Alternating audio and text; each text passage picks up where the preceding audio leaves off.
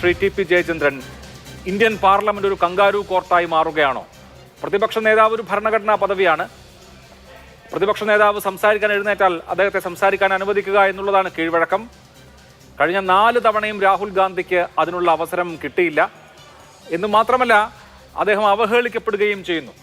Parliamentary രാഷ്ട്രീയത്തിന്റെ അടിസ്ഥാന മൂല്യങ്ങളോട് ഒരു പ്രതിബദ്ധതയും ഇപ്പോഴത്തെ ഭരണകക്ഷി പുലർത്തുന്നില്ല എന്നാണോ?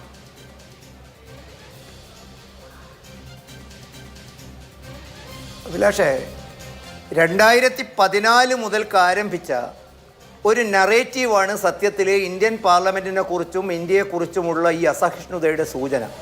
നോക്കൂ, ഇവിടുത്തെ വിഷയം എന്താണ്? ഭാരതത്തിൻ്റെ പാർലമെൻറ്റിനകത്ത് മാത്രമല്ല, ഓരോ സംസ്ഥാന നിയമസഭയ്ക്കകത്തും ഓരോ അംഗങ്ങൾ എങ്ങനെ പെരുമാറണമെന്നുള്ള വളരെ കൃത്യമായ നിർദ്ദേശങ്ങളും ചട്ടവട്ടങ്ങളും നമ്മുടെ മുമ്പിലുണ്ട്. എൻ്റെ അറിവിൽ സെക്ഷൻ 349 പാർലമെൻറ്റ് എന്ന് പറയുന്ന ലോ മേക്കിംഗ് ഫ്ലോറിനെ അതീവ ഗൗരവത്തോടെ കാണണമെന്നും ആ ലോ മേക്കിംഗ് ഫ്ലോറിൽ കോർ ഇഷ്യൂസ് അംഗങ്ങൾ അവരുടേതായ മാന്യതയും ഗാംഭീര്യവും ഉൾക്കൊള്ളുന്ന വാക്കുകൾ അവതരിപ്പിക്കണമെന്നും അതുവഴി നിയമനിർമ്മാണത്തിന് കരുത്തേകണമെന്നും ഭാരതത്തിൻ്റെ ഭരണഘടന കൃത്യമായി മുന്നോട്ട് നൽകുന്നു. ഓരോ പൗരനും ഈ പാർലമെൻറ്റിൻ്റെ നടപടിക്രമങ്ങൾ അനുസരിക്കാൻ ബാധ്യസ്ഥനല്ലേ?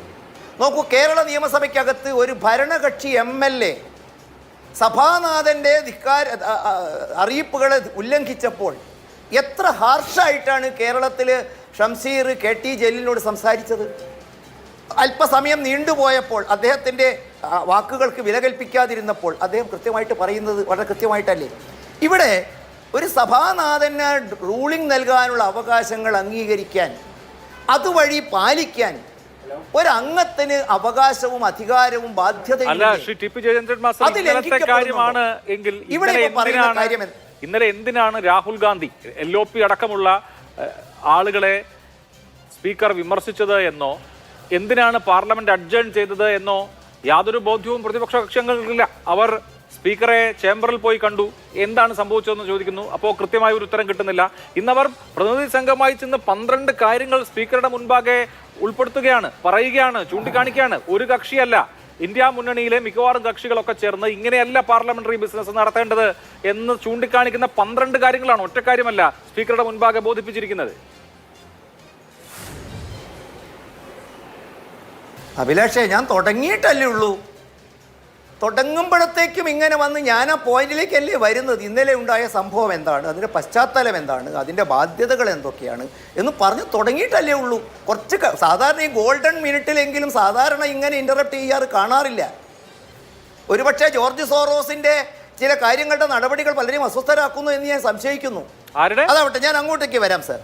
നോക്കൂ, എൻ്റെ ചോദ്യം, ഈ രാജ്യത്ത് ഇവിടെ ഇപ്പോൾ പരാമർശിക്കപ്പെട്ട വിഷയം എന്താണ്? രാഹുൽ ഗാന്ധി പറഞ്ഞത് എന്താണ്?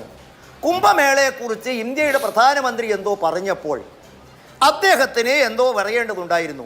ഞാൻ മനസ്സിലാക്കിയിടത്തോളം അഭിലാഷേ, താങ്കൾക്ക് എന്നേക്കാൾ ഇക്കാര്യത്തിൽ അറിവുണ്ടാകും.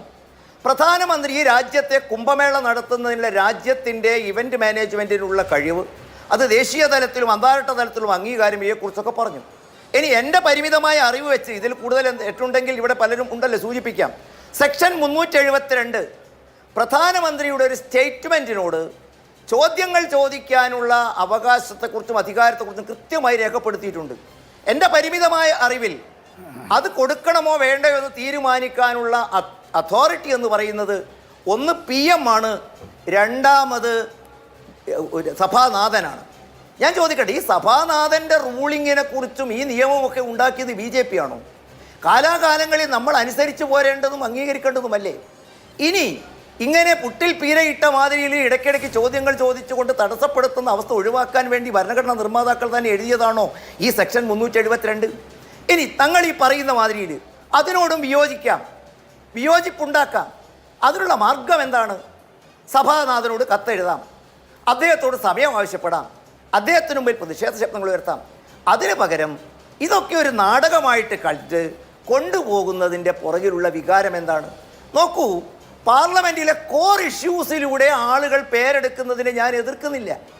പക്ഷേ ചില കോമാളി കളികളിലൂടെ കണ്ണിറുക്കി കാണിച്ചും മറ്റു ചില കാര്യങ്ങൾ കാണിച്ചുകൊണ്ടും നിരന്തരമായിട്ട് പാർലമെൻറ്റിനകത്തും പുറത്തും രാജ്യത്തിൻ്റെ പ്രതിപക്ഷ നേതാവിൻ്റെ അന്തസ്സിന് നിരക്കാത്ത രൂപത്തിൽ, ഇത് ഇവിടെ മാത്രമല്ല പലപ്പോഴും നമ്മൾ കണ്ടിട്ടുണ്ട്, അദ്ദേഹം ബോണ്ട എടുക്കാൻ വേണ്ടി ഓടുന്നു, നേരത്തെ അതിനു വേണ്ടി ക്യാമറ സെറ്റ് ചെയ്യുന്നു, അദ്ദേഹം കടലിൽ ചാടുന്നു, അദ്ദേഹം മറ്റു പലതും ചെയ്യുന്നു. അതൊക്കെ ഒരുപക്ഷെ PR വർക്കിൻ്റെ ഭാഗമായിട്ടാവാം അത് ചെയ്യുന്നത്. പക്ഷെ ആ തരത്തിൽ ഇന്ത്യൻ പാർലമെൻറ്റിനകത്ത് പ്രതിപക്ഷ നേതാവും പാർലമെൻറ്റ് അംഗങ്ങളും ശ്രദ്ധ ആകർഷിക്കുന്നത് എങ്ങനെയാണെന്ന് അഭിലാഷിന് അറിയാമല്ലോ. AK ഗോപാലനെ പോലെ അല്ലെങ്കിൽ പഴയ EMS നേതാക്കന്മാരെ പോലെയൊക്കെ അവർ കാര്യഗൗരവമുള്ള വിഷയങ്ങൾ പാർലമെൻറ്റിനകത്ത് അവതരിപ്പിക്കുമ്പോൾ, പ്രതിപക്ഷ നേതാവായ സമയത്ത് വാജ്പേയി അവതരിപ്പിക്കുമ്പോൾ, അല്ലെങ്കിൽ ഇന്ദിരാഗാന്ധി പ്രതിപക്ഷ നേതാവ് അവതരിപ്പിക്കുമ്പോൾ, അവർ അവതരിപ്പിക്കുന്ന അവരുടെ കാമ്പിൻ്റെ മുമ്പിൽ പാർലമെൻറ്റ് നിശബ്ദരാകുന്നത് പതിവായിരുന്നു. പകരം ഇത്തരത്തിലുള്ള PR വർക്കിലൂടെ താൻ എപ്പോഴും ശ്രദ്ധയാകർഷിക്കപ്പെടണമെന്നുള്ള ഒരു അജണ്ട വെച്ച് ചില PR ഗ്രൂപ്പുകൾ ഈ മനുഷ്യനെ കൊണ്ടുവച്ച് കുളത്തിൽ ചാടിക്കുന്ന ഒരു അവസ്ഥയിലേക്ക് എത്തുമ്പോൾ അതും ജനാധിപത്യവും തമ്മിൽ ഓരോ വശങ്ങളിലേക്കും വരാം.